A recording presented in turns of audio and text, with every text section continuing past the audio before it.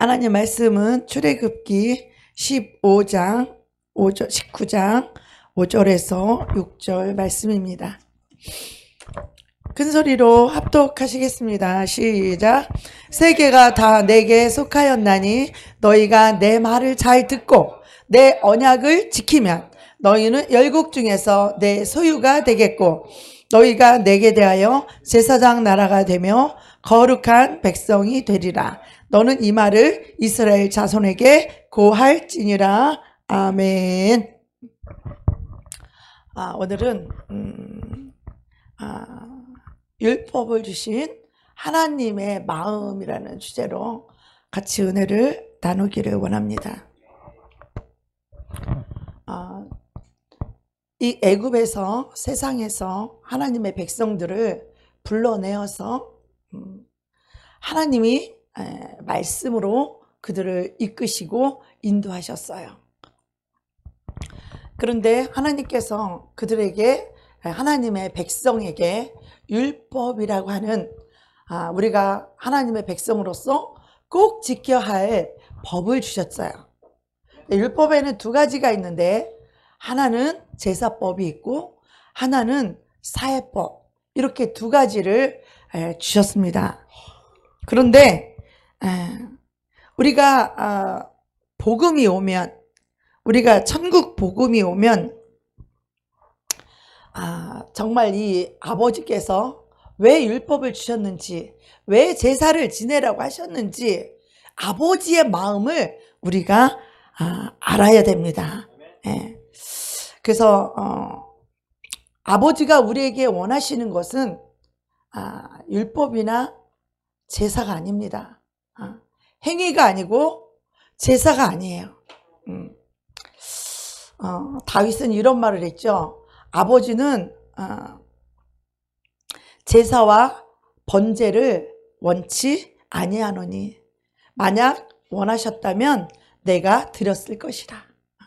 아버지께서 원하시는 제사는 통회하는 마음과 상한 심령이라. 하나님이 원하는 것 딱 한 가지예요. 양들을 많이 잡아서 천천과 만만의 수양을 드리는 제사를 원하신 게 아니에요. 그 제사를 통하여서 아버지가 원하시는 게 무엇인지, 아버지는 짐승의 피를 원하는 것이 아니에요.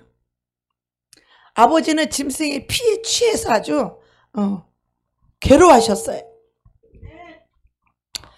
아버지는 이 이스라엘 백성들에게 소나 양을 많이 제사를 드리는 걸 원하신 게 아니에요. 그 양의 피를 원하신 게 아니에요. 그 제사를 지내는 과정 속에서 우리가 제사를 지내는 우리의 마음, 아버지는 그걸 원하셨어요. 어떤 마음? 내가 얼마나 죽을 죄인이라는 이 마음. 우리가 하나님 아버지 앞에 나올 때 우리가 이 악하고 더러운 죄인이 거룩하신 하나님 아버지를 만나러 나아갈 때에 우리가 가져야 될 자세와 마음가짐이 있다면 바로 내가 죽어야 할 죄인이라는 것을 고백하는 마음. 우리 아버지는 이 마음을 원하신 거예요. 아버지가 기뻐하는 것은 여호와를 기억하고 아버지를 사랑하는 마음. 아버지를 사랑하는 마음으로 아버지의 법을 준행하는 거. 그것을 기뻐하신 거야. 근데 아버지를 사랑하지 않게 되면 그 핵심인 이 사랑하는 마음은 쏙 빠져버리고 뭐만 남냐면 제사하는 행위만 남아요. 봉사하는 행위만 남아요. 예배드리는 행위만 남아요. 이것이 바로 종교 행위예요. 종교의 행위 속에는 아버지의 어떤 은혜도, 아버지의 어떤 사랑도 내려올 수가 없어요. 우리가 드려지는 제사, 우리가 드려지는 예배가 상달되고 연락될 때에 하나님의 은혜가 임하고 믿음이 선물로 주어지는 것이에요.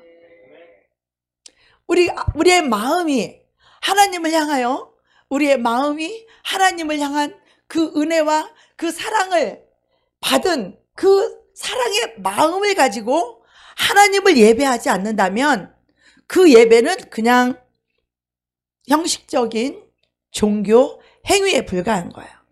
거기에는 하나님이 그 심령에는 어떠한 은혜도 어떠한 믿음도 어떤 축복도 임하지 않아요. 근데 많은 사람들은 그래요.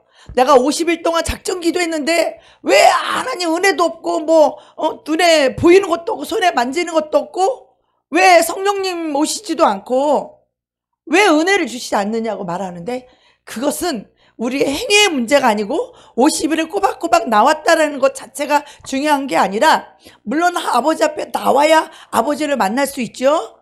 제사를 드려야 죄를 사함 받겠죠. 그러나 우리 아버지가 우리에게 요구하시고 우리에게 원하신 것은 무엇이냐? 예배 자체가 아니라 아버지를 사랑하는 마음으로 예배하는 그 마음을 받으신다는 거야. 우리 하나님은 늘 우리의 마음에 관심이 있어요. 늘 우리의 마음을 원하시는 거예요. 우리가 마음이 없이도 얼마든지 종교 행위 할 수 있어요. 사람들에게 잘 보이려고 종교 행위 할 수 있어요. 봉사 행위 할 수 있어요. 헌금 구제 행위 할 수 있어요. 때로는 심지어는 우리가 믿음이 약하고 영혼이 어릴 때는 목사님께 잘 보이려고 드려지는 행위도 있어요. 그런 것들이 다 하나님이 받지 않으시는 헛된 종교 행위라고 하는 것입니다. 우리 아버지가 원하시고 우리 아버지가 기뻐하는 것은 주님을 사랑하는 마음으로 주님과 친밀한 이 사랑과 사랑이 만났을 때 친밀한 교제가 이루어지는 것이에요. 그래야 주님과 교통이 이루어지고 주님과 하나가 되어서 동행할 수 있는 거예요. 아멘. 아버지의 말씀을 사모하고 이 순종하는 것이 제사보다 낫다는 거예요. 순종이 제사보다 낫다. 그래서 우리는 어디에 힘써야 되느냐? 예배드리는 자체, 50일의 작정기도의 자체가 아니라 굉장히 중요한 것입니다. 우리의 마음이 아버지의 마음과 합하는 것에 힘써야 됩니다. 우리의 마음이 아버지의 마음과 하나 되는 것. 하나님과 마음이 합한 자, 나의 뜻이 하나님의 뜻과 하나 되는 것. 우리는 여기에 초점을 맞춰야 돼요. 여기에 중심을 맞춰야 돼요. 그렇지 않으면 아버지의 말씀은 사랑의 말씀이에요. 여기에 구원이 있고 여기에 능력이 있는데 이 아버지의 말씀을 사랑하지 않고 아버지의 말씀을 사모하지 않으면 그 말씀을 아무리 들었다고 한들 흘러 떠내려간다는 것이에요. 아버지의 말씀을 사모하고 아버지의 말씀을 사랑하고 그 말씀이 내려질 때마다 그 말씀과 내 마음이 합해야 되는 거예요. 그 말씀과 내 영이 하나가 되어야 된다는 거예요. 아버지의 말씀은 영이요 생명이기 때문에 이 생명의 영이 내 마음의 영과 합해야 된다는 거야. 그래서 한 영이 된다는 것이죠. 한 영, 한 마음, 한 뜻, 한 성령 안에 있어야 한다라고 성경은 말하고 있습니다. 그래서 하나님이 성경에 마음이 합한 자가 있다고 했어요. 누구일까요? 내가 이새의 아들 다윗을 만나니 그는 내 마음에 합한 자라. 마음이 합하니까 내 아버지의 마음이 다윗의 마음이 되고 다윗의 마음 속에는 하나님 아버지의 마음이 들어가 있는 거야. 하나님이 다윗을 사랑하고 또 다윗이 하나님을 사랑함으로 하나님의 사랑이 다윗의 마음속에 들어가는 거야. 그럼 다윗 속에는 하나님의 사랑을 가지고 있어. 하나님의 사랑을. 하나님의 마음, 하나님의 사랑, 하나님의 긍휼, 하나님의 성품, 하나님의 마음이 다윗 속에 들어가 있는 거예요. 죄인을 불쌍히 여길 줄 알고 죄인을 긍휼히 여길 줄 알고 죄인을 용서할 줄 알고 죄인을 축복해 줄 줄 알고 제 일을 위해서 기도할 줄 알고 원수 갚는 것은 하나님께 맡기고 이렇게 하나님의 사랑의 마음을 가진 다윗은 하나님의 마음과 똑같으니까 하나님의 사랑이 똑같이 있으니까 다윗에게 하나님의 일을 맡기면 아주 잘할 수 있는 거예요. 하나님 아버지의 마음과 합했기 때문에 똑같기 때문에 그런 사람이 하나님께 쓰임받는 거예요. 직분자든 평신조든 상관이 없이 우리가 주님의 마음, 주님의 사랑이 와 있다면 하나님이 그 사람을 쓰실 거예요.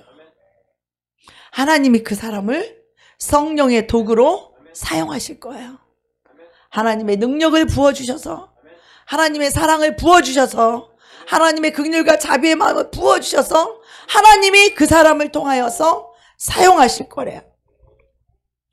그런데 우리가 일주일 내내 세상에서 내 마음대로 살고 내 뜻대로 살고 하나님의 마음과 관계없이 하나님의 말씀과 상관없이 하나님의 뜻과 상관없이 일주일 내내 내 마음대로 내 뜻대로 살다가 주일날 교회 한번 나와서 제사 지내 듣기 예배 한번 드린다고 해서 주님의 마음에 합한 자가 될 수 있을까요? 없죠? 제가 봐도 없어요. 불가능하죠? 일주일에 한번 나와서 예배 드린다고 아버지의 마음이 금방 오겠어요? 올 수도 있어요. 일주일에 한 번이라도 하나님을 만나면 아버지의 마음 올 수 있는 거죠. 그러나 어떻게 해요?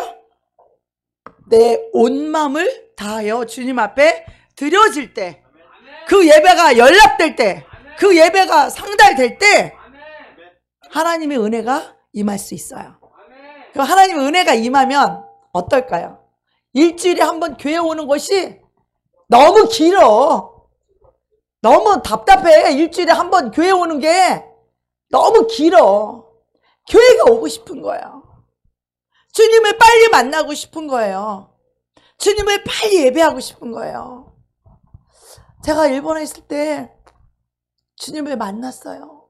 주님이 찾아오셔서 주님을 만났는데 눈을 뜨면 주님을 찾고 구하고 기도하고 말씀 보고 저의 모든 삶이 완전히 뒤집어져서 오직 주님이에요. 눈을 떠도 주님, 그리고 주님을 말씀 속에서 주님을 만나고 그 말씀이 살아있어서 살아있는 영이 내 마음에 살아서 들어오셨어요. 그리고 주님이 그때부터 내 안에서 주님이 사시는 거예요. 주님의 마음이 알아지고 주님의 뜻이 이해가 되고 주님이 원하는 것이 무엇인지를 알게 되고 주님이 기뻐하시는 뜻이 무엇인지가 알아지는 거예요. 마음이 합하고 주님의 사랑이 내 안에 흘러 들어오게 되면 주님의 긍휼이 주님의 사랑이 내 안에 들어와요. 죄를 보면 정죄하고 비판하는 것이 아니라 그들의 영혼이 너무 안타까워요. 그들의 영혼이 너무나 불쌍해요. 주님을 알지 못하고 이 빛도 진리도 계명도 알지 못해서 캄캄한 어두움에 홀로 앉아 울고 있는 그 영혼들을 보면 우리 아버지는 그 영혼들을 바라보고 아버지는 울어요. 그 영혼들을 보고 우리 아버지는 울어요. 저들이 예수도 알지 못하고 진리도 알지 못하여서 저 사단의 거짓에 속아서 이 세상이 전부인 줄 알고 이 땅의 부귀영화를 쫓아가다가 예수도 잃어버리고 천국도 잃어버리고 그렇게 멸망의 자식으로 마귀의 자식으로 마귀의 종으로 그렇게 끌려다니며 하나님을 원망하고 불평하고 내가 원하는 대로 되지 않으면 낙심하고 절망해서 죽고 싶고 뭐가 좀 잘 되면 내가 잘 되고 내가 지혜가 있고 내가 똑똑하고 내가 능력이 있어서 내가 잘 된 줄 알고 또 교만하고 우쭐하고 이런 인생들을 바라보면서 잘 돼도 멸망의 자식이고 안 돼도 지옥 자식이고 우리는 우리 아버지는 그들의 이 마음을 그들을 바라보는 우리 아버지의 마음은 너무나 안타까운 거예요. 그리고 더 안타까운 사람들이 있는데 그들이 누구냐 하면 바로 교회 안에 있으면서 주님을 만나지 못하는 영혼들이에요. 주님을 못 만나는 예배가 무슨 의미가 있으며 주님을 못 만나는 예배가 얼마나 지루하겠어요. 주님을 못 만나는 예배가 얼마나 빨리 지겨워서 얼마나 빨리 끝나고 싶겠어요. 시간만 때우고 빨리 가버리고 싶은 그런 예배가 무슨 의미가 있죠. 우리가 예배를 드리는 것은 내 마음이 주님을 만나러 오는 거예요.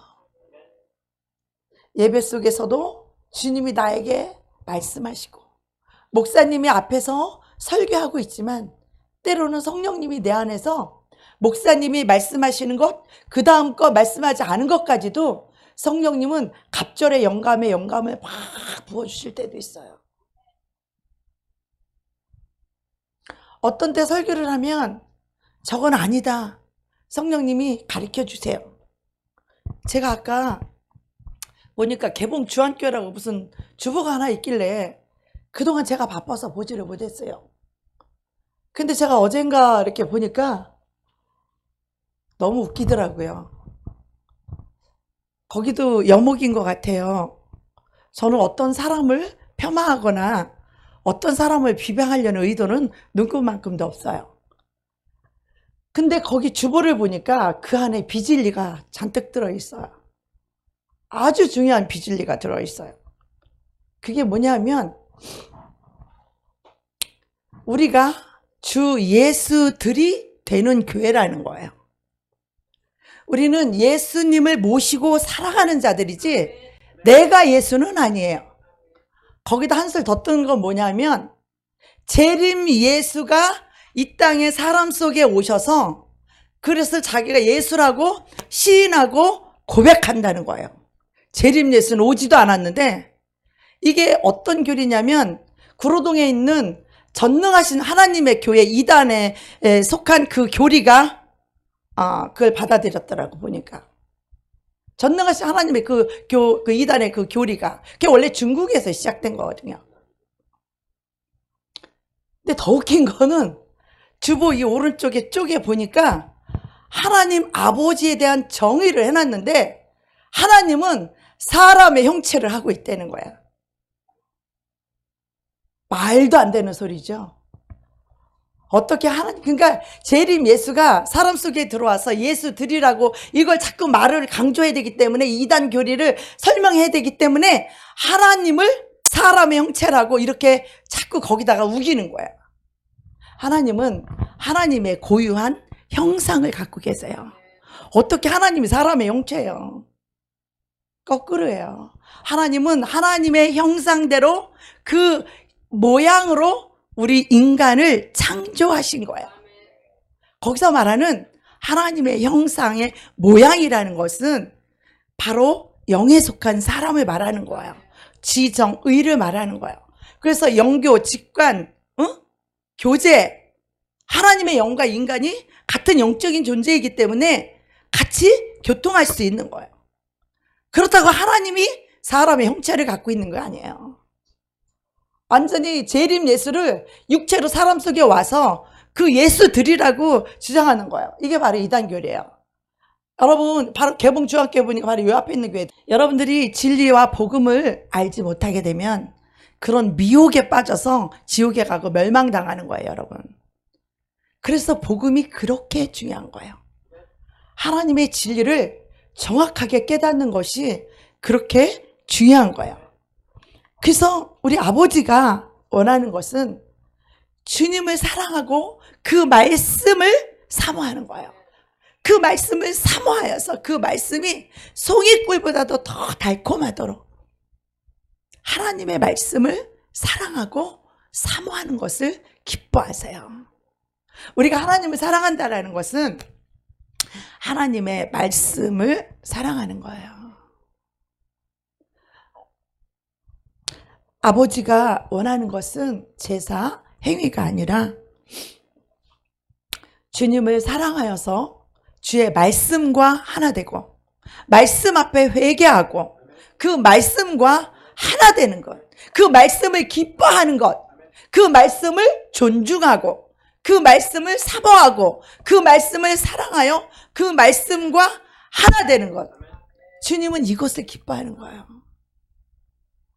주의 말씀이 들어와야 주님과 마음이 하나 될 수 있는 거예요. 하나님께서는 마태복음 22장 40절을 통해서 하나님을 믿는 백성들에게 율법을 주셨습니다.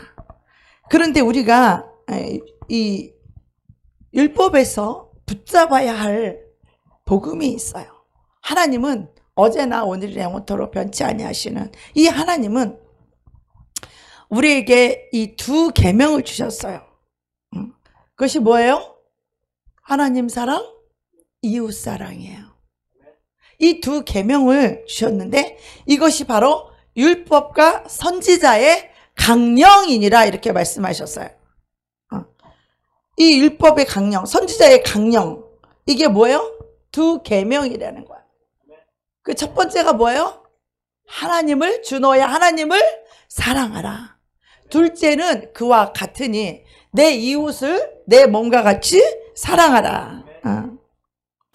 하나님께서 율법을 주신 이 하나님의 마음의 핵심, 큰 강령, 큰 물줄기, 큰 핵심, 중심이 뭐냐 하면 사랑이라는 거예요. 하나님을 사랑하고 이웃을 사랑하라는 것이 하나님이 우리에게 주신 율법의 강령이라는 거예요. 이 율법 속에는 아버지의 마음이 그대로 들어있어요. 율법 속에는 하나님의 사랑의 성품이 그 안에 그대로 들어있습니다. 네.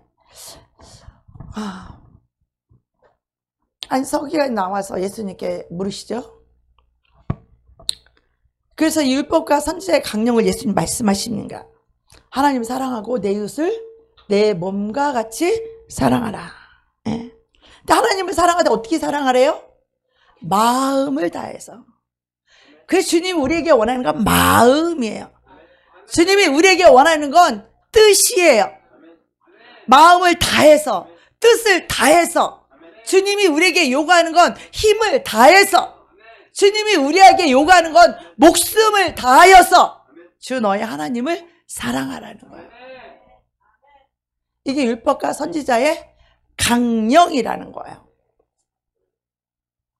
근데 우리 마음속에 하나님을 사랑하는 마음이, 이 사랑하는 마음이 없어서 하나님은 선지자들을 계속 보냅니다. 호세아 선지자를 보내고, 너희 이내가 아침 쉬 있다가 아침 안개처럼 싹 사라지는 너희의 사랑이 이렇게 아무것도 아니고 너무나 쉽게 없어지는 그런 가벼운 사랑이다. 너희 사랑이 잠깐 있다 사라지는 안개와 같다. 하나님 계속 너희들의 사랑이 너무 얕다, 너무 쉽게 사라지는 그런 사랑을 너희가 나를 하고 있다. 아버지는 계속 선지자를 통해서 이것을 말씀하시는 거예요. 부자 청년도 마찬가지죠. 선생이요, 내가 어찌하여야 영생을 얻으리까? 했더니 계명을 지키라고 말하죠. 그러니까 이 부자 청년 말합니다. 그것은 내가 어려서부터 다 지켜왔나이다. 그랬더니 예수님 말씀하세요. 네가 다 지켰다고 말하지만 내가 볼 때는 오히려 너에게 계명을 지키지 못한 한 가지 부족한 게 있다. 너희가 계명을 지켰다고 말하지만 내 이웃을 내 몸같이 사랑하라는 이 계명을 오히려 너에게 한 가지 부족한 것이 있다. 그게 뭐냐? 너가 가지고 있는 그 소유, 재산, 부자 청년이라고 했죠? 부자 청년이니까 돈이 엄청 많았겠죠? 이 부자의 이 소유를 다 팔아서 가난한 이웃에게 나눠줘라. 가난한 것을 내 이웃에게 다 나눠주고 너는 나를 쫓으라 그랬어요. 그랬더니 그 청년이 뭐라 그랬어요? 돈이 많음으로 근심하고 예수님을 떠났다고 했어요. 예수님 말씀대로 순종했어요? 못했어요? 못했죠. 그 이유가 뭘까요? 예수님의 말씀보다, 하나님의 말씀보다, 이 중요한 영생의 말씀보다 무엇을 사랑했어요? 돈을 더 사랑했죠. 그 부자 청년은 어려서부터 다 지켰다고 했어요. 네, 형식적으로 지킬 수 있어요. 행동으로 지킬 수 있어요. 그러나 그 물질을 정말 가난한 자에게 나눠주는 내 이웃이 내 몸이에요. 내 이웃을 내 몸과 같이 사랑하라 그랬어요. 가난한 자의 이웃은 내 몸이에요. 가난한 자가 내 몸이에요. 병든 자가 내 몸이에요. 목마른 자가 내 몸이에요. 굶고 있는 자가 내 몸이에요. 내 이웃을 내 몸과 같이 사랑하라는 이 강령. 그는 어려서부터 지켰다고 사실 말했지만 지킨 거예요? 안 지킨 거예요? 행위로는 지킬 수 있겠죠. 한두 명 구제할 수 있겠죠. 그러나 여기서 주님이 요구하신 것은 한 가지 부족하니 너 것을 내 이웃에게 팔고 너는 나를 따르라. 이 말 속에 뭐가 있냐면 다른 말로 표현하면 하나님만 사랑하라 이럴 뜻이에요. 우리는 하나님 외에 하나님보다 더 사랑하는 마음이 있을 때 우리는 그것을 내려놓지 못해요. 돈을 더 사랑하게 되면 하나님 앞에서 돈을 내려놓지 못해요. 우리가 손자든 손녀든 자식이든 내 마누라든 하나님보다 더 사랑하면 그것이 내려지지 않아요. 하나님의 뜻을 쫓기 위해서 그것이 내려져야 되는데 이런 것들이 걸림돌이 되는 거예요. 그래서 다른 말로 얘기하면 하나님만 사랑하라는 거예요. 하나님도 사랑하고 돈도 사랑하고 하나님도 사랑하고 내 자존심도 사랑하고 이 겸하여 사랑하는 것은 하나님을 사랑하는 마음이 아니라는 거예요. 여러분 애인이 자기를 사랑할 때 나만 100% 나만 사랑하는 걸 좋아해요? 나도 사랑하고 다른 여자도 사랑하는 걸 좋아해요? 그건 사랑이 아니라는 거예요. 우리 하나님이 지금 그걸 얘기하는 거예요. 너희 마음속에 나를 사랑하는 마음이 너희 마음속에 가득 채워져 있느냐? 너희는 나만 사랑하느냐? 너희는 내 말씀만 사랑하느냐? 주님은 그거를 요구하시는 거예요. 주님 우리에게 말씀하시죠. 죽도록 충성하라. 그리하면 내가 생명의 면류관을 내게 주리라.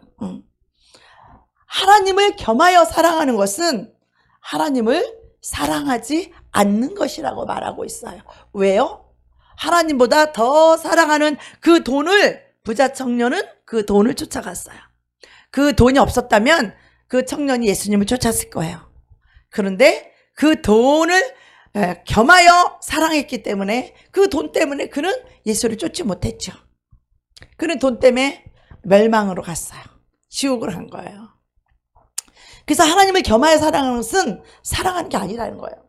근데 우리는 하나님한테는 요만큼 사랑하고 또 내가 다른 것을 사랑하는 것은 이딴만큼 사랑해봐요. 그 하나님 사랑하는 것이라 말할 수 있을까요? 두 번째 계명은 내 이웃을 내 몸과 같이 하라. 이 하나님 사랑, 이웃 사랑 이 두 계명 우리가 생각하는 그 정도의 사랑이 아니라 베드로가 말하기를 베드로전서 1장 22절에 보면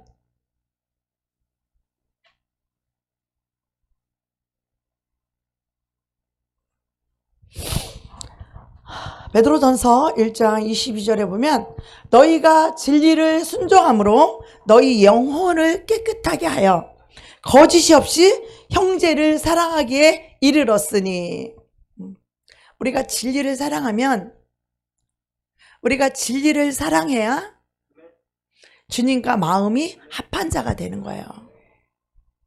근데 왜 이단에 끌려가는 사람들은 왜 끌려가느냐? 하나님은 성경부터 분명히 말씀하셨어요. 그들이 진리를 사랑하지 아니하므로 그들에게 유혹을 역사하사 미혹을 당하게 하셨다는 거예요. 참 무서운 말씀이죠. 하나님이 일부러 미혹 당하게 했단 말이야. 그들은 진리를 사랑하는 자들은 절대로 미혹을 당할 수가 없어요. 이단에 빠질 수가 없어요. 진리를 사랑하는 자는 절대로 이단에 빠질 수 없어요. 진리는 성삼위가 진리예요. 아버지 말씀이 진리고 예수 그리스도가 곧 길이요 진리요 생명이라 하신 예수가 진리예요. 성령님은 진리의 성령님이에요. 그래서 하나님이 진리인 거예요. 말씀이 진리고 예수가 진리고 성령님이 진리인 거예요. 근데 이 하나님을 사랑하지 아니함으로 유혹을 역사하사 미혹을 당하여서 이단에 빠지게 한다는 거예요. 그것은 누구의 잘못이에요? 본인 잘못이죠. 진리를 사랑하지 않은 본인의 잘못인 거예요. 그래서 너희가 진리를 순종함으로 영혼이 깨끗하게 됐다는 거예요. 거룩하게 의롭게 깨끗하게 됐다는 거예요. 진리를 순종함으로, 아버지 말씀을 순종함으로, 예수 그리스도의 보혈로 씻음 받음으로 너희 영혼이 깨끗하게 되었다는 거예요. 근데 너희 영혼이 깨끗하게 하여 거짓이 없이 형제를 사랑하기에 이르렀으니 마음으로 뜨겁게 서로 사랑하라. 무엇으로 사랑하라고요? 마음으로 서로 뜨겁게 사랑하라는 거예요. 우리 아버지가 우리에게 무엇을 원한다고요? 우리의 마음을 원한다는 거예요. 우리가 사랑할 때도 사랑하지 않고도 우리가 행동을 할 수 있어요.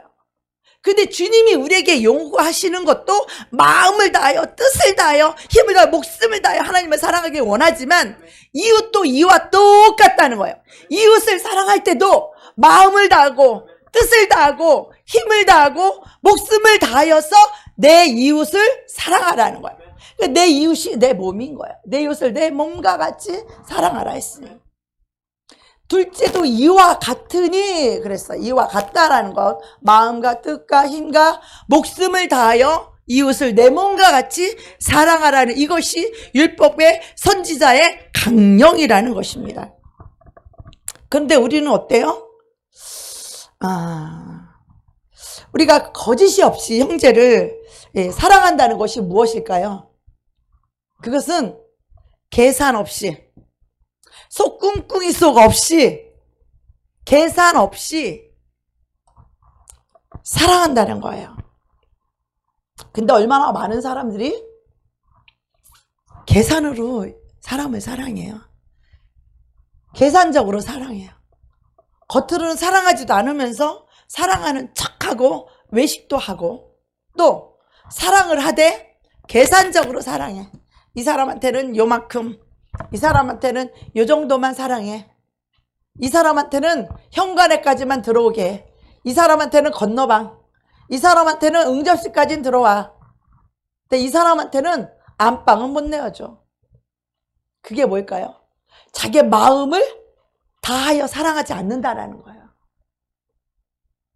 우리는 주님이 우리에게 요구하시는 것이 이 사랑의 마음이에요. 이 사랑의 기준이고 이게 사랑의 정도예요. 너희가 말과 혀로서만 사랑할 것이 아니라 피차 마음으로 뜨겁게 서로 사랑하라는 거예요. 이게 주님의 마음이에요. 주님은 우리를 이렇게 사랑하셨어요. 주님은 말로만 혀로만 우리를 사랑한 게 아니에요. 주님은 피 흘리면서 당신의 목숨을 주면서 우리를 사랑하신 거예요. 우리가 그 피를 받았으면 우리 피를 드려야 되는 것이 마땅하죠. 주님이 목숨을 우리에게 주셨다면, 우리가 그 목숨을 받은 그 사랑을 받았다면 우리 또한 주님 앞에 목숨을 드리면서 사랑하는 것이, 죽도록 사랑하는 것이 마땅하지 않겠습니까? 이것이 주님이 우리에게 요구하는 마음이에요. 제사를 요구하는 게 아니에요. 우리의 율법, 우리의 행위, 우리 종교 행위, 제사 행위, 예배 행위, 이 종교 행위를 원하는 것이 아니야. 우리가 이런 마음을 가지고 주님을 예배한다면 주님을 만나지 못할 영혼이 없어요. 근데 과연 예배 때 주님을 만나는 영혼이 얼마나 있냐는 거야. 예배 때 주님을 만나러 올 때, 사랑하는 주님을 만나러 올 때 우리는 마음이 두근두근해야 돼요. 교회 올 때 마음이 기뻐해야 돼요. 교회 올 때 마음이 너무 행복해야 돼요. 왜? 내가 사랑하는 주님을 만나러 오는 거니까. 베드로전서 3장 8절에 사도 베드로는 이렇게 말합니다. 마지막으로 말하노니 너희가 마음을 같이하여 동정하며 형제를 사랑하며 불쌍히 여기며 겸손하며. 마음을 같이 하는 거예요. 어떤 사람이 안 좋은 일을 당했을 때 그 일이 내가 당한 것처럼 마음을 같이 해서 그 사람을 동정하라는 거예요. 형제를 마음을 같이 하여서 형제를 사랑하고 마음을 같이 하여 형제를 불쌍히 여기며 그리고 겸손하며. 상대가 불행한 일 당했을 때 아우 맛똥 싸다 이러면 되겠어요? 마음을 같이 하여서 내가 당한 것처럼 불쌍히 여기며. 우리는 또 이런 오류를 범하기 쉬워요. 어떤 안 좋은 일이 당하면 우리는 그 사람 위해서 거봐 네가 하나님께 이렇게 하고 이렇게 하고 이렇게 했으니까 욥의 친구들처럼 응? 참소하고 정죄하면서 너희가 이러고 이랬으니까 네가 이런 징계를 받은 거 아니야? 그것은 겸손이 아니에요. 그것은 그 사람 위해서 교만이에요. 겸손은 무엇이냐? 낮아져서 그와 형제와 마음을 같이 하는 것. 그게 겸손이에요. 그래서 불쌍히 여길 수 있고 동정할 수 있는 거예요. 거짓이 없이 형제를 사랑한다는 건 계산이 없어요. 계산이 없어요. 그러니 마음으로 피차 뜨겁게 서로 사랑하라. 그 말과 혀로만 아니라 피차 마음을 다하여 뜻을 다하여 힘을 다하여 목숨을 다하여 내 이웃을 내 몸과 같이 이와 같이 사랑하라는 것이 하나님이 우리에게 요구하는 수준이에요. 그것이 기준이에요. 근데 이 십자가의 은혜 받지 않고 십자가의 이 사랑을, 이 십자가의 복음을, 십자가의 사랑을 통과하지 않은 사람은 거짓이 사랑하는 거예요. 계산적으로 적당히 이 사람은 내가 요 정도, 저 사람은 저 정도 계산하면서 사랑해요. 그러다가 어떤 자기가 굉장히 아끼거나 귀하게 여기는 영역을 침범받아봐요. 갑자기 얼굴색이 확 변하면서 싹 잘라버리죠. 딱 냉정하게 말해요. 거기에 무슨 사랑이 있어요? 사랑 없어요. 우리는 돈만큼도 이웃을 사랑하지 못해요. 계산이 빠삭한 거죠. 주님의 사랑은요, 거짓이 없이 사랑한다는 것을 십자가에서 우리에게 다 보여주셨어요. 당신의 목숨을 내어주기까지. 자기가 죽어가면서까지 다른 사람을 살리는 그 사랑 말이에요. 내가 죽어가면서 저 영혼을 살리기 위해서 내가 죽어가는 거예요. 우리 주님의 사랑은 그런 사랑이에요.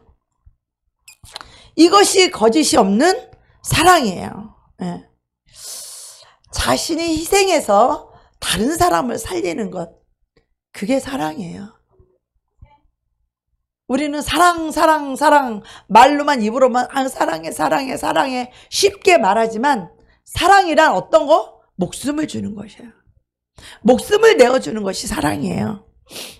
다른 사람 살리려고 내가 죽는 것, 다른 사람 먹이려고 내가 희생하는 것, 이것이 거짓 없는 사랑인 줄로 믿습니다.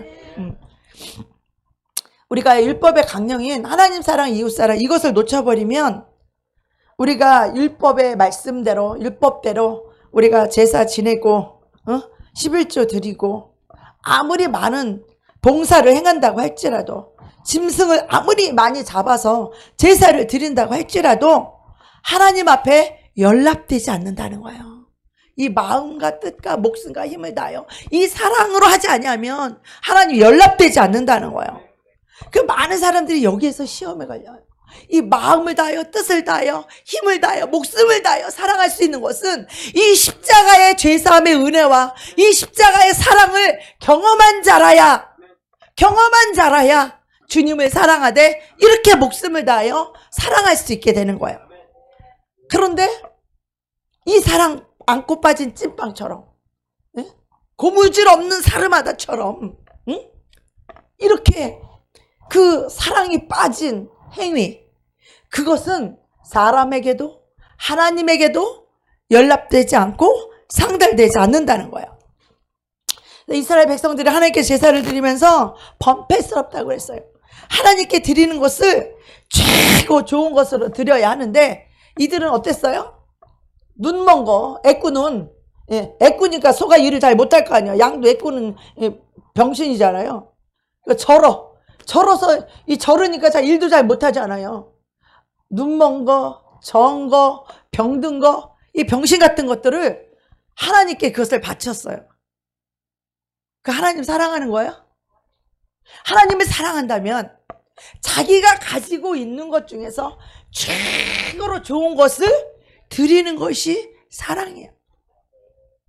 자기 형편에 맞게, 자기 형편 중에서. 하나님 그래서 형편이 안 되는 사람은 소 못 잡으면 양이라도 잡고, 양을 잡 형편이 안 돼, 비둘기라도 자기 형편에 맞게 그렇게 드리라고 했어요. 그러나 그 율법과 제사를 드리는 그 정신은 어떤 정신이냐? 하나님을 목숨 다해 사랑하는 그 사랑의 마음을 가지고 제사를 드리기를 원하셨다는 거예요.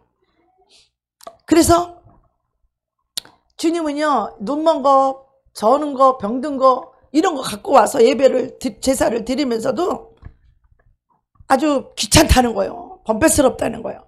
그러니까 주님이 뭐라 그래요? 이제는 수양의 기름에 내가 배가 불렀다. 이제 내가 배 터져 죽겠다. 수양의 내 기름에 배가 불렀으니 이제 저 성전문을 누가 좀 닫았으면 좋겠다. 더 이상 그 눈먼 거, 저은 거, 병신 같은 거 마음도 없으면서 주님을 사랑하지 않으면서도 갖고 오는 그거 말이야. 그거 못 갖고 오게 성전문을 닫아버렸으면 좋겠다. 주님이 원하는 거 뭐예요? 주님을 사랑하는 마음이에요, 마음. 우리 율법에서도 바로 하나님 아버지의 마음을, 그 사랑을, 그 정신을 우리가 읽을 수 있어야 돼요. 그러면서 하나님께서 이 제사법을 우리에게 주신 이유가 있어요. 굉장히 중요한 이유가 있어요. 이유가 뭐냐? 우리 약하고 더러운 이 죄인이 거룩하시고 의로우신 그 하나님을 과연 우리가 어떻게 막 만나러 나갈 수 있나요? 지금도 마찬가지고 그때도 마찬가지예요.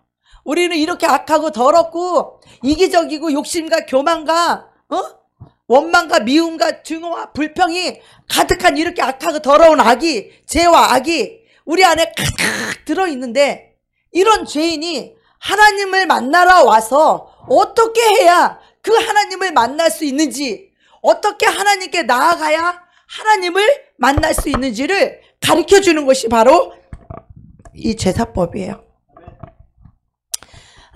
제사법을 통해 복음을 보여주시고 십자가 교육으로 가르쳐 주신 거예요. 그래서 이 제사법을 통해서 우리 자신의 모습을 보게 하셨고, 사회법을 통하여서, 이 사회법은 사람과의 관계이기 때문에 이 사회법은, 그래서 세상에서 하나님의 백성으로 어떻게 거룩하게 그들에게 본을 보여야 되는지, 어떻게 하면 세상 속에서 하나님만이 왕이시고 하나님만이 최고의 신이심을 그들에게 행동으로 보여주고 나타낼 수 있도록 하는 것이 바로 사회법이에요. 세상 사람들이야, 우리 하나님, 내가 믿는 예수 신만이 정말 신이시고 내가 믿는 우리 여호와만이 왕이심을 그들에게 보여주는 것이 바로 사회법 속 안에 그대로 들어있습니다. 구약에서는 옛 계명을 주셨지만 예수 그리스도가 이 땅에 오시면서, 새 언약의 사자로 오시면서 예수 그리스도께서는 우리에게 새 계명을 주셨습니다. 내가 사랑한 것 같이 너희도 서로 사랑하라. 이 사회법은 하나님 사랑, 이웃 사랑이라면 이 제사법은 하나님께 이 죄인이 어떻게 나아가는지를 알아야 되는데, 이 이스라엘 백성들은 이렇게 생각했어요. 나 낳은 지 사흘 만에 나 할례 받았으니 나 하나님 백성이야. 나 성전에서 제사할 수 있으니까 나 하나님 백성이야. 이렇게 하나님의 백성인 줄 알았어요. 율법을 맡은 자들이니까 나는 하나님의 백성이야. 이렇게 알았어요. 그런데 정작 그들 속에 하나님의 율법을 주신 하나님의 그 정신인 하나님 사랑, 이웃 사랑, 이 사랑을 잃어버리고 나면 뭐만 남아요? 빈 껍데기만 남아요. 이 사랑을 잃어버리면 빈 껍데기, 행위만 남는 거예요. 그래서 이 알곡이 없는 이 빈 껍데기는 주님이 안 받으시는 거예요. 그래서 이 쭉정이라는 거예요. 그 알곡 속에는 우리의 마음 속에 하나님을 향한 이 사랑으로 가득 차고, 하나님의 사랑이, 하나님의 마음이 내 안에 가득하여서 어떻게 하면 하나님을 기쁘시게 할까? 어떻게 하면 하나님을 더 사랑할 수 있을까?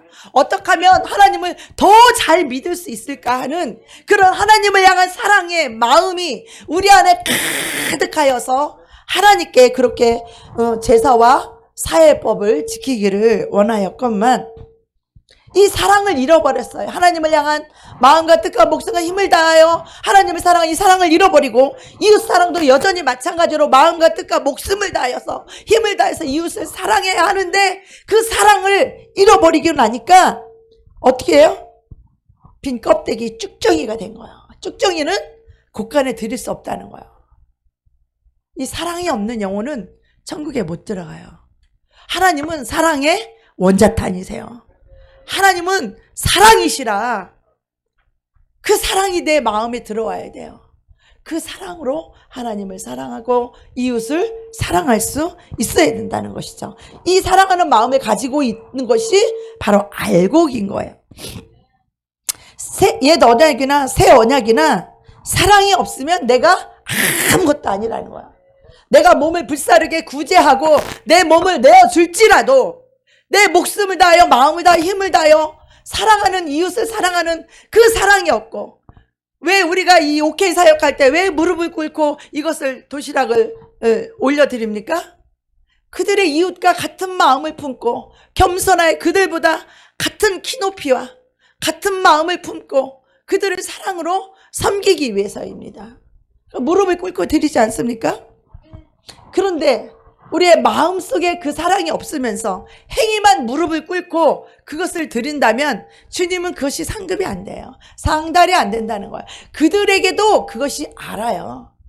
정말 마음으로 사랑해서 주는 건지 그냥 주는 건지, 사람은 영이기 때문에, 영적인 존재이기 때문에 다 알아요. 3살 먹은 애도 영이기 때문에 사람이 자기를 사랑하는지 안 사랑하는지를 다 아는 거예요. 믿음은 뭐냐? 사랑으로 역사하는 믿음뿐입니다. 속에서 갖고 있을 때는 믿음이지만 그것이 바깥으로 나올 때는 뭐냐? 사랑인 거예요. 하나님을 사랑하는 그 사랑의 행위가, 사랑이 나오게 돼 있는 거예요. 사랑하면서 아무것도 안 할 수는 없는 거예요. 이웃을 사랑한다면 이웃이 얼마만큼 힘들고 이웃이 얼마만큼 어렵고 정말 그것을 돕는 것이, 어떻게? 목숨을 다해서, 어떻게? 힘을 다해서, 어떻게? 마음을 다하여서, 어떻게? 뜻을 다하여서 사랑하라고 하나님이 율법과 이 제사법과 사회법을 이스라엘 백성들에게 주신 거야. 사랑에 빠진 믿음은 믿음이 아니에요. 이스라엘 백성들은 율법을 맡았고 제사의 성전이 있었고 사흘 만에 할례를 받았기 때문에 자기들은 아브라함의 자손이라는 거예요. 내가 아브라함의 자손이 되었거늘 진리가 너희를 자유케 하리라. 그러니까 우리가 남의 종이 된 적이 없거늘 왜 자유케 하라고 하느냐? 우리는 원래 아브라함의 자손이야. 우리는 천국 백성이야. 이스라엘 백성들이 다 그렇게 생각했어요. 우리도 똑같죠. 우리가 주일 성수하고 11조하고 구제하고 봉사하고 우리가 직분 있고 사명 감당한다고 해도 이스라엘 백성과 똑같이 우리가 구원받았다고 이런 오류를 우리도 범할 수 있다는 거예요.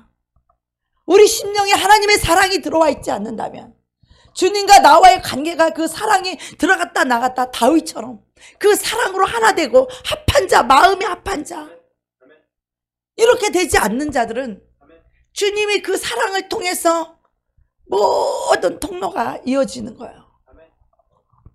주님을 사랑하는 그 심령에 하나님 은혜를 부으시고 성령의 기름을 부으시고 성령의 능력을 부어주시고 그 사람을 눈동자가처럼 졸지도 아니하시고 주무지도 아니하고 그 영혼을 지키고 보호하는 내 것이라, 내 아들이라, 내 백성이라 이렇게 말씀하시는 거예요.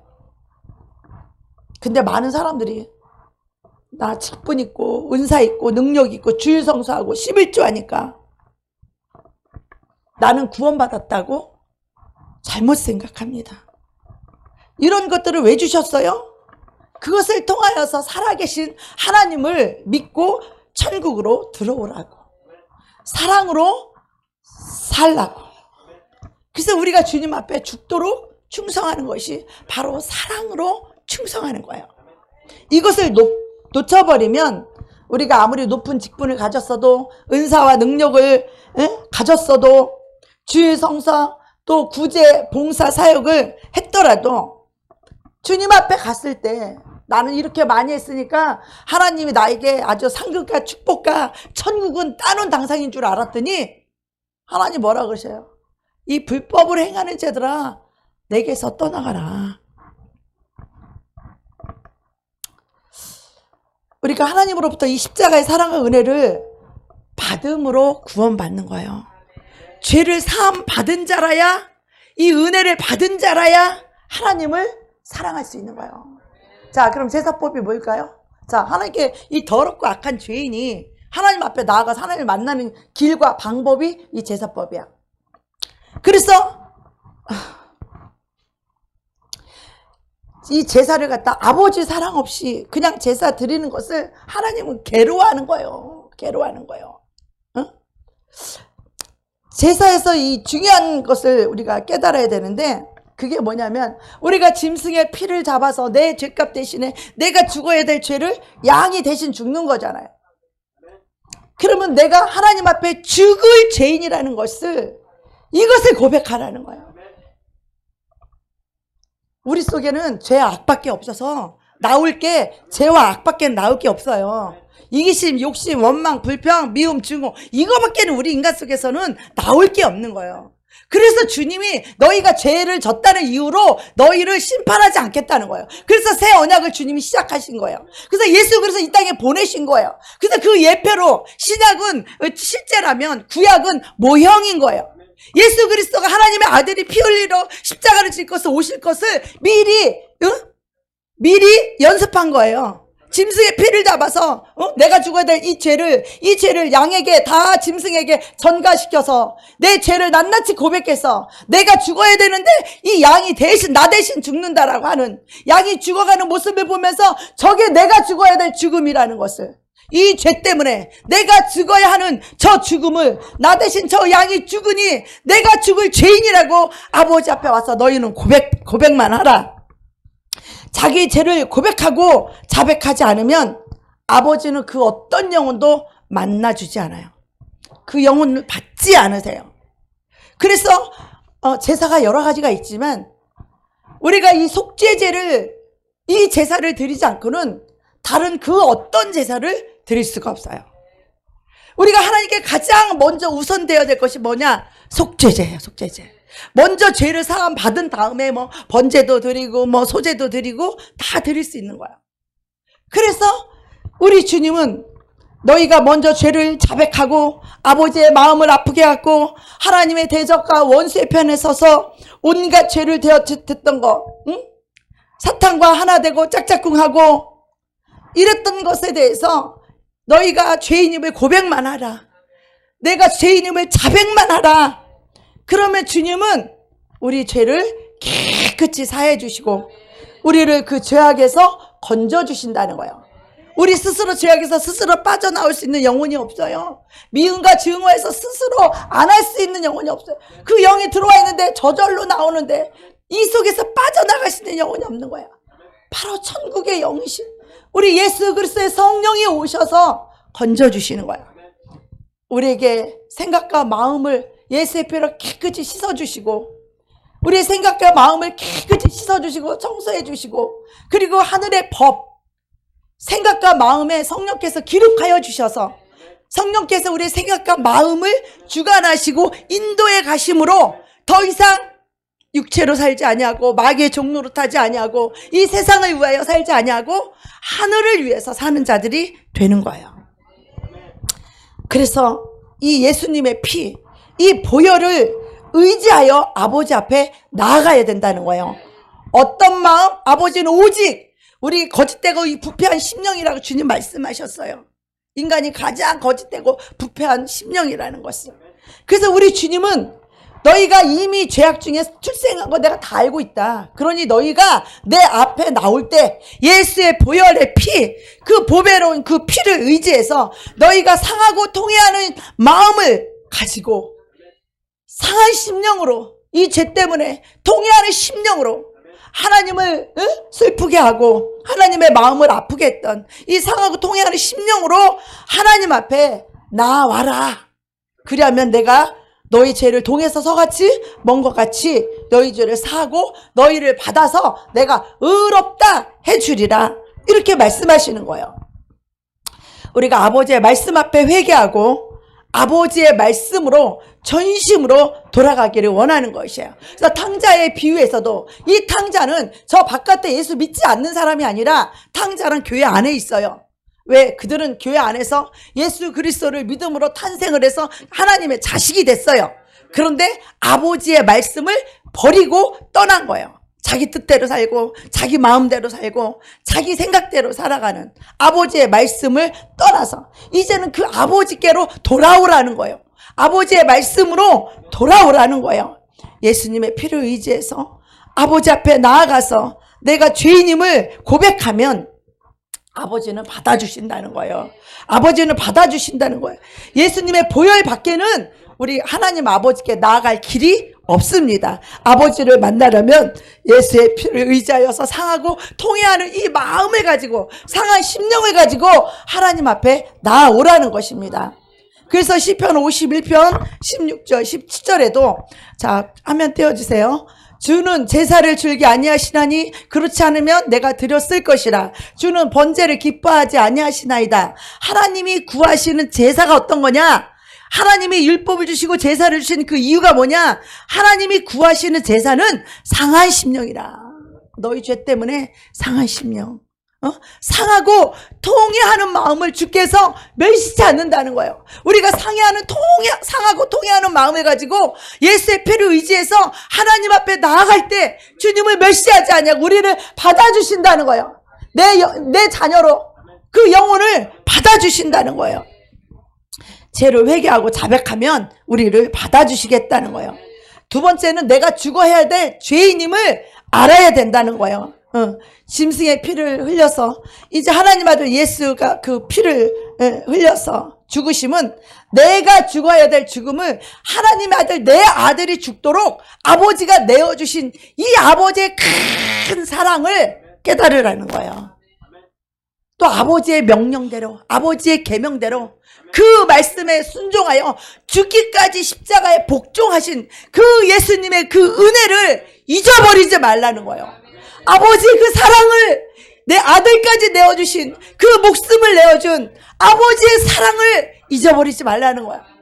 우리 신앙생활 속에서 이렇게 내가 죽어야 될 죄인, 내가 얼마나 더럽고 폐기한 인생임을, 그래서 영문 밖에 쓰레기 소각장에 가서 태우듯이 나의 모든 것을 다 불태워버려야 한다는 것을 우리가 두 눈으로 제사를 통해서 그 소각장에서 불타는 것을 보고 와야 된다는 거예요. 머리끝부터 발끝까지 우리는 죄라는 이 암소포가 우리 몸에 팍 암덩어리가 이게 덕지덕지 붙어 있듯이 그렇게 죄의 이 사망과 저주의 암덩어리가 붙어 있는 그런 죄의 모습, 자신의 그런 모습, 나를 불태우고 없애야만이, 내 안에 그리스도 예수로 살아야만이, 새 생명을 받아야만이 우리는 구원이 이루어지고 천국을 살 수 있다라는 것입니다. 우리 안에서는요, 냄새나고 더러운 것밖에는 나올 것이 없다는 것을 내 속에서 나올 수 있는 것은 죄악밖에 없다는 것을 우리가 절절히 깨닫고 내 자신을 불태워버려야 될 줄로 믿습니다. 예. 근데 우리는 하나님이 좀 은혜 주셔서 방언 좀 하고 하나님이 은혜 주셔서 좀 뭐 좀 하면은 내가 의로운 줄 알고 내가 뭐를 할 수 있는 줄 알고 그것을 자랑하고 그것을 간증하고 그것을 내세우려고 하잖아요. 내가 이렇게 했다고? 사람의 마음은요 정말 거짓되고 부패한 것이 사람의 마음이기 때문에 사람 속에서 나오는 것은 이렇게 냄새나는 것밖에 없어요. 그래서 우리 속에서는 하나님 앞에 꺼내놓을 것이 하나라도 있다? 없어요. 다 불태워버려야 돼요. 내 자존심도 다 불태워버려야 되고 내 고집도 다 불태워버려야 되고 악한 사랑, 악한 습관도 다 불태워버려야 된다는 거예요. 사랑받고 칭찬받고 인정받으려고 하는, 영광받으려고 하는 것 때문에 변명하고 핑계하는 이 나를 완전히 불태워버려야 된다는 거예요. 이 쓰레기를 불태워버려야 된다는 거예요. 하나님께서 이런 것들을 우리에게 뽑아주시려고 때로는 환경을 통해서, 때로는 사람을 통해서 성령의 불로 태워주려고, 연단시켜서 성령의 불로 태워주려고, 때로는 병마를 통해서 우리를 다루시는데, 우리는 이런 것들이 오면 어떻게 해요? 기절하잖아요. 싫다고 하잖아요. 난리 나잖아요. 하나님 나한테 도대체 왜 이러시냐고 막 난리 나잖아요. 그죠? 하나님 해도 너무한다고, 하나님 도대체 나한테 왜 이러시냐고 막 난리 나잖아요. 왜 그래요? 우리 속 안에 있는 그 쓰레기 불태워 주시려고, 성령의 불로 태워 주시려고. 우리가 고집, 자존심 하나 챙기면 어때요? 아이고 다행이다. 내 자존심 하나, 나 자신을 세우려고, 어떻게 하든지 내 존심을 좀 세우려고 그렇게 하잖아요. 다 불태워질 것, 다 뽑아버려야 할 것, 이것 때문에 우리가 지옥 가는 건데, 이 제사 숨겨진 이 복음을 나중에 기회가 있으면 더 자세히 하겠지만, 자, 오늘 본문 말씀 보시겠습니다. 오늘 본문 말씀에 보면 출애굽기 19장 5절에서 6절 말씀이 보니까 이렇게 말하죠. 세계가 다 내게 속하였나니 너희가 내 말을 잘 듣고 내 언약을 지키면 너희는 열국 중에서 내 소유가 되고 너희가 내게 대하여 제사장 나라가 되며 거룩한 백성이 되리라. 너는 이 말을 이스라엘 자손에게 고할지니라. 아멘. 이것이 이스라엘 백성을 향한 아버지의 마음이고 아버지의 축복이고 아버지의 계획이고 아버지의 모략과 경영이었어요. 그래서 이스라엘 자손들에게 이것을 전하라고 지금 모세에게 말하고 있는 거예요. 이 구약뿐만 아니라 우리 하나님의 사랑은 영원히 변치 않으시는 그 사랑이에요. 신약에 보면 이와 똑같은 말씀이 있어요. 자, 베드로전서 2장 9절 보겠습니다. 시작. 오직 너희는 택하신 족속이요 왕같은 제사장들이요 거룩한 나라요 그의 소유된 백성이니 이는 너희를 어두운 데서 불러내어 그의 귀한 빛에 들어가게 하신 자의 아름다운 덕을 선전하게 하려 하심이라. 아멘. 전에는 너희가 내 백성이 아니더니 이제는 하나님의 백성이라는 거예요. 전에는 너희가 긍휼을 얻지 못하였더니 이제는 긍휼을 얻은 자라는 거예요. 어떻게? 예수의 피를 의지하여서 상한 마음과 통회하는 심령으로 아버지 앞에 나아가 엎드릴 때에 이렇게 주님은 그 언약, 새 언약, 예수 그리스도를 보내서 그 새 언약을 성취하신, 새 언약의 그 사자를 보내신 예수 그리스도가 새 언약의 사자로 오셔서 그 피를 흘려서 이 언약을 지키면 너희는 내 백성이 되고 내 소유가 된다라는 거예요. 이것이 하나님의 계획이, 구원 계획이고 이것이 하나님이 우리를 축복하시는 방법이고 이것이 우리를 구원하시는 방법입니다. 그렇지 않으면 이스라엘 백성들이요 애굽에서 평생 람셋에서 종노릇하다가 지옥에 떨어질, 죄와 사망의 종노릇하다가 지옥에 떨어질 그런 인생들을 하나님이 그들을 어떻게 보호했다고 얘기해요? 그들을 어떻게 지키고 어떻게 보호했다고 말해요? 독수리 날개로 그 독수리가 자기 새끼를 탁 위에서 탁 떨어뜨리잖아요. 그러면 가서 떨어지기 일보 직전에 그 애미가 쫙 날개를 펴고 가서 쫙 해서 그 탁 받아가지고 탁 채가지고 그리고 탁 올라가요. 높이 올라가서 또 새끼를 떨어뜨려요. 그리고 떨어져서 파닥파닥 죽으려고 그러면 가서 날개를 쫙 채가지고 독수리 날개로 애굽에서 이렇게 건져냈다는 거예요. 하나님의 백성들을, 저와 여러분도 하나님의 자녀도 우리들을 세상에서 이렇게 건져냈다는 거예요. 그렇게 뽑아냈다는 거예요, 여러분을. 하나님이 여러분을, 저와 여러분을 사랑해서 세상에서 그렇게 우리를 뽑아내고 그렇게 우리를 건지셨다는 거예요. 어떻게? 암탉이 병아리를 품듯이 하나님은 저와 여러분을 사랑으로 그렇게 품으신다는 거예요.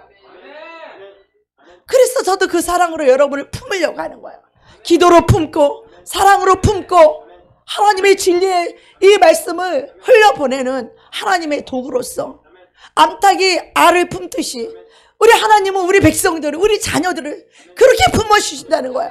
예수의 피공 넣어져서 이 새 언약으로 너희가 얼마나 죄를 졌던 거지 그게 중요한 게 아니라 너희가 죄인임을, 내가 쓰레기임을 고백만 해라. 상한 마음을 가지고, 동의하는 마음을 가지고, 상한 심령을 가지고 아버지 앞에 나아오기만 해봐라. 심령이 가난한 자는 복이 있나니 저희가 천국이 저희 것임이라. 인생들을 독수리 날개로 업어서 여기까지 저와 여러분을 인도해 주셔서 오늘 이 복음을 듣게 하시는 거예요. 우리가 하나님의 소유가 아니면 누구의 소유예요? 마귀의 소유가 되는, 중간은 없습니다. 너희가 내 말을 잘 들으면 나의 소유다. 내 아버지의 것이다. 내 자식이다. 그동안에는 아버지의 것이 아니었어요. 아버지의 말씀을 소홀히 여기고 아버지의 말씀을 경홀히 여기고 진리의 말씀을 버리고 계명을 버리고 세상으로 들어가서 사단하고 뱀하고 짝짝꿍 하면서 이 세상에 취해 살았어요. 아버지가 용서하라고 해도 절대 못한다고 하고요. 오히려 마귀의 말을 듣고 미워하고 비방하고 원한을 맺고 나보다 더 잘되면 시기하고 질투하고 내가 더 높아지려고 하는, 더 많이 가지려고 하는 이 소유, 욕심, 사람들에게 인정받고 존경받으려고 하는 이 교만함, 이런 것 때문에 이런 걸 가지고 우리가 살으니 하루도 평안한 일이 없이, 평강이 없이 고통만 가지고 살았잖아요. 그렇게 평생 마귀에게 묶여서 마귀에게 종노릇하면서 사는 나를 아버지께서는 우리를 그 속에서 빼내시고 이 세상에서 건져내시고 오늘 우리를 불러주셔서 너희가 내 말을 잘 듣고 내 언약을 지키면, 이 새 언약을 예수의 피로 내 언약을 지키면 내 소유를 삼아주신다는 것입니다. 우리는 하나님 아버지의 것이 된다는 것입니다. 아버지의 소유라는 거예요. 너는 내 보물이다. 너는 나의 수굴라, 나의 보물이다. 내가 너를 보배롭고 존귀한, 너는 나의 자녀다. 주님은 우리를 이렇게 보배롭고 존귀한 하나님의 자녀로서 불꽃 같은 눈동자로 우리를 지켜주시고 우리를 보호하시며 우리를 사랑해 주시고 우리를 축복해 주는 것입니다. 어떻게? 암탉이 병아리를 앓듯이 우리를 손바닥에 새겨놓고 우리를 젖먹이 어미가 이 젖먹이 갓난 아이를 잊지 않고 사랑하는 것처럼 그 아이는 엄마를 잊어버릴지라도 그 젖먹이 애미는 그 자식을 잃어버리지 않는다는 거예요. 설사 저와 여러분은 하나님의 사랑을 잃어버린다고 할지라도 우리 하나님의 사랑은 저와 여러분을 잃어버리지 않는다는 거예요. 손바닥에다 새겨놓고 우리를 사랑하신다는 거예요. 우리가 아버지께 돌아오기를 아버지가 기다리신다는 거예요. 그 사랑의 아버지께로 돌아오라고. 내가 원하는 건 너희의 행위가 아니다. 종교 행위가 아니다. 제사가 아니다. 봉사가 아니다. 너의 마음을 다오. 너의 마음을 다라. 너의 마음을 다오. 너의 뜻을 다오. 너의 힘과 너의 목숨을, 그 사랑을 나에게 다오. 우리는 더 이상 고아가 아닙니다. 세상 끝날까지 우리 하나님이 우리와 함께 해주십니다. 그 하나님은 졸지도 아니하시고 주무시지도 아니하시는 전능하신 그 하나님이 저와 여러분의 아버지이십니다. 우리가 이 새 언약으로 들어가시길 원합니다. 하나님의 자녀가 되기를 원하십니다. 하나님의 소유가 되기를 원합니다. 하나님의 택하신 족속이요 왕같은 제사장들이 되기를 원합니다. 거룩한 나여 그의 소유된 백성이니 이는 어두운 데서 불러내어 그의 귀한 빛에 이 귀한 천국 빛에, 그 영광의 빛에, 그 사랑의 빛에, 그 진리의 빛에 들어가게 하신 자의 아름다운 그 은혜의 덕을 선전하게 하려 하십니다. 이 은혜와 사랑을 받은 자는 이 은혜를 흘려보낼 줄 알아요. 이 사랑을 받은 자는 그 사랑을 흘려보낼 줄 알아요. 그것만이 주님과 통하는 거예요. 그것만이 주님께 상달되는 거예요. 우리 예배는 그렇게 드려져야 되는 거예요. 마음과 뜻과 목숨 다하여 예배를 드려야 하는 것입니다. 아멘. 봉사와 구제도 그 목숨 걸고 그러한 사랑으로 구제하고 봉사해야 되는 것입니다. 그것이 다 연합되고 상급이고 영광인 줄로 믿습니다.